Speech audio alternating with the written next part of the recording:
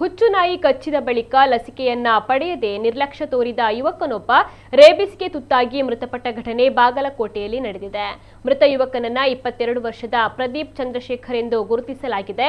ಕಳೆದ ಮಾರ್ಚ್ ತಿಂಗಳಲ್ಲಿ ಜಾತ್ರೆಗೆ ತೆರಳಿದ್ದ ವೇಳೆ ಪ್ರದೀಪ್ಗೆ ಹುಚ್ಚು ನಾಯಿಯೊಂದು ಕಚ್ಚಿತ್ತು. ಆದರೆ ಆತ ಇದನ್ನ ಗಂಭೀರವಾಗಿ ಪರಿಗಣಿಸದೆ ಆಸ್ಪತ್ರೆಗೆ ತೆರಳಿ ಅಗತ್ಯವಾದ ಲಸಿಕೆಯನ್ನ ಕೂಡ ಪಡೆಯದೆ ನಿರ್ಲಕ್ಷ್ಯವನ್ನ ತೋರಿದ್ದಾನೆ ಎನ್ನಲಾಗಿದೆ.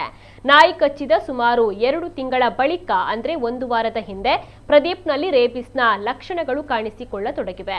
ತಕ್ಷಣವೇ ಆತನನ್ನ ಆಸ್ಪತ್ರೆಗೆ ದಾಖಲಿಸಿ ಬಳಿಕ ಹೆಚ್ಚಿನ ಚಿಕಿತ್ಸೆಗೆ ಜಿಲ್ಲಾ ಆಸ್ಪತ್ರೆಗೆ ಸಾಗಿಸಲಾಗಿತ್ತು.